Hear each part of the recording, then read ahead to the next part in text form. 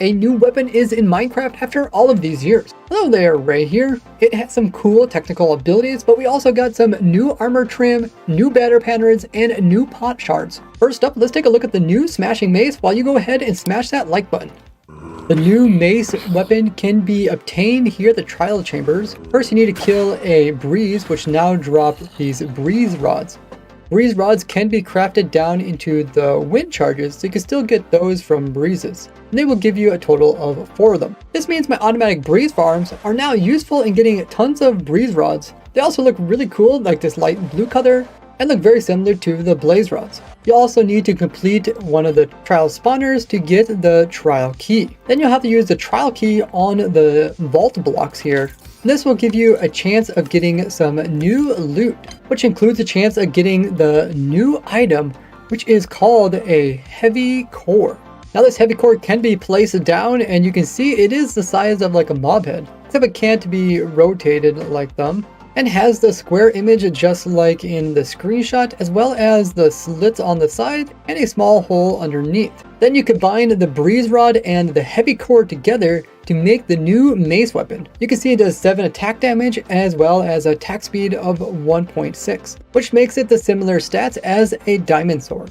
But it has a special ability of knocking mobs backwards and doing more damage the farther you fall. So long as you hit a mob before you touch the ground, you won't take any fall damage. And how much it does knockback depends on how far you fall. And of course there is a cool sound when you activate it. But it doesn't work against stuff like minecarts and boats. You can't fling them really far. But if you're riding on a llama, you can send it quite far.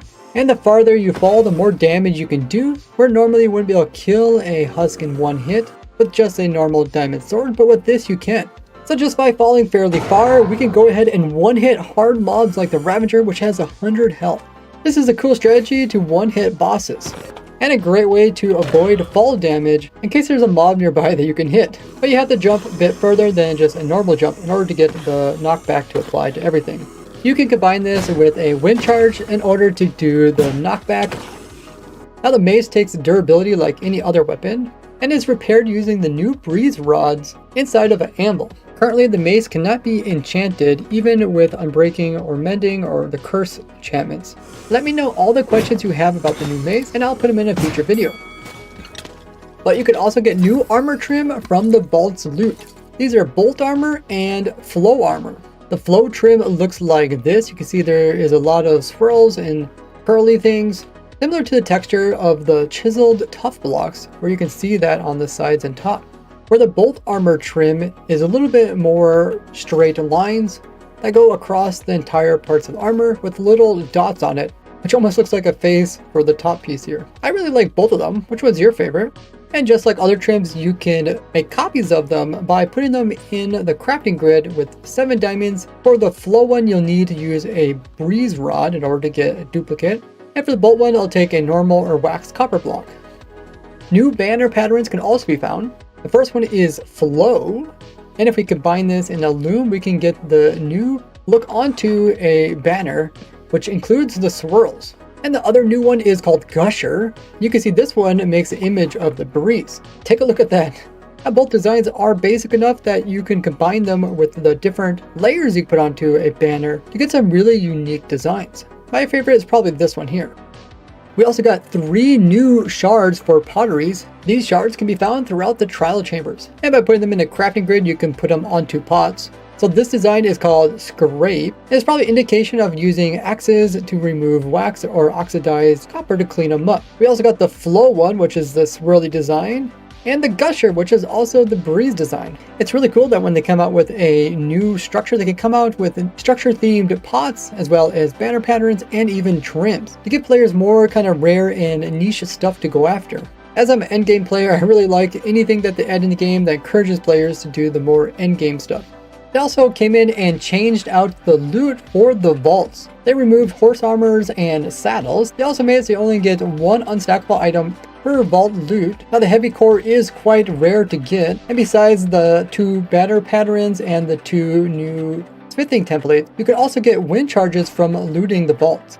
You can see a lot of the loot is similar as before, where you can get the different mid-tier diamond gear, iron gear, emerald blocks, crossbows and bows, poisonous arrows and arrows, gold, and even enchanted gold apples.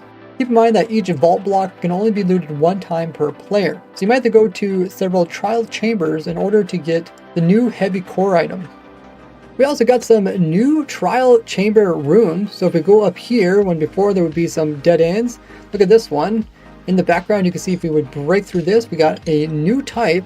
This room is full of a whole bunch of the trial vaults. You can see it's almost kind of like a maze.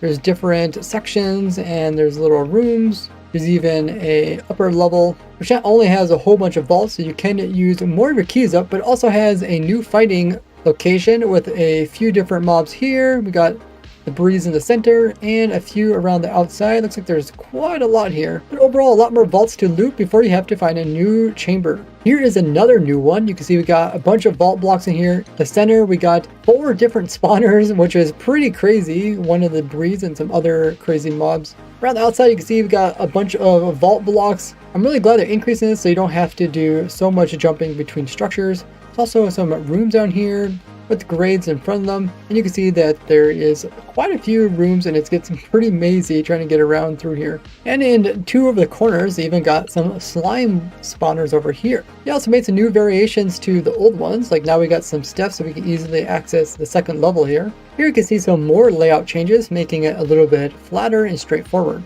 And it seems some of the older rooms also got a revamp with more of the vault blocks. And even in this more vertical one, we got now a couple vault blocks there and even a couple vault blocks down here. This room here has it centered on the breeze in the center, and then we have some other trial spawners on the outside edges with plenty of vault blocks in between. These center corridors here now have a bunch more spawners throughout them. Wind charges got an improvement when using them with a knockback sword. Before, when you would shoot just the wind charge, you could shoot relatively straight. But if you shoot and then hit it with a knockback sword, notice that it actually does like a little glitching upwards before going straight again. And now that always just goes straight. They also fixed this bug that I ran into by accident while testing out the wind charges on a older version. What I did is took the new 1.21 data pack and put it in one of my older worlds, but I forgot to actually enable the data pack, so I had wind charges, but as soon as I would try to shoot them and they would hit me, it would completely crash my game. I'm so happy this won't happen anymore. This week we see many fixes being done to dogs and pets, like having the player attack an armor stand would cause the dog to try to attack it as well, even though this is not something dogs can kill. They updated the look of the dog armor when it comes to the cracks being formed. You can see it's a lot more prominent, so you can easily see it from a distance. Summoning dogs into different biomes will now produce that variation, so like we're in a jungle, this will produce the rust ones. Dogs that were hooked to leads and then released weren't properly attacking mobs once they were released from the lead. Also, wolves will no longer travel slowly when they're taken off of a lead. We won't have the problem when trying to feed baby wolves or cats to get them to grow up, having them just constantly stand and sit rather than just consume the food and not change position. And the long time bug where wolves as well as cats could get unleashed from their leads just when the chunks are reloaded. This problem won't happen anymore, so you no longer have to worry about your leashed dogs teleporting to you randomly. Iron golems that were put on a lead and then released would get really confused and would not pathfind towards zombies until the world was reloaded. Bees will now try to avoid dangerous things when going after somebody that has a flower. They also will no longer get stuck on lanterns. Bees will now properly pathfind to bee nests and beehives, when before if there was blocks above them with campfires underneath, the bees would have trouble actually going to these. Parrots and bees have also been improved so that they won't try to fly up or down too much, trying to get to the exact location where they're wanting to go. Particle effects are now rendered separately when they're on the player, so you can see not only getting green ones, but I'm also getting orange ones rather than them getting blended together, turning into a single color. This will make it so much easier to see what type of particle effects are on other players. When picking up liquids or even powder snow while rotating very quickly, you can create items that are desynced, meaning that once you picked it up, it appears to be in your inventory, but then if you would update it by picking up the item, you can see it would vanish. The datapack version was updated as well as item sub-predicates were added in so that you could get unique stuff to each of the different items, as well as the loot function was changed out. And the resource pack got updated to version 29. They fixed a few bugs related to the shading on the player's hand not working, high contrast setting not working, night vision not being applied properly, the new blur effect causing low frames, as well as not being applied in all the necessary areas. Now the background blur will look better as well as be better in performance. Several bugs related to navigating Minecraft using your buttons on your keyboard rather than your mouse, along with a weird bug where you couldn't actually delete your world because the air would just come up. Now come join me in playing with all the new stuff over at my live stream and hop onto my testing server here. You can find the IP over on my Discord. Thanks to each and every one of my supporters here on screen, as that really helps me continue to make videos like these. Otherwise, you can always leave a like on this and share this with your favorite Minecrafter. I'll see you soon. Bye bye!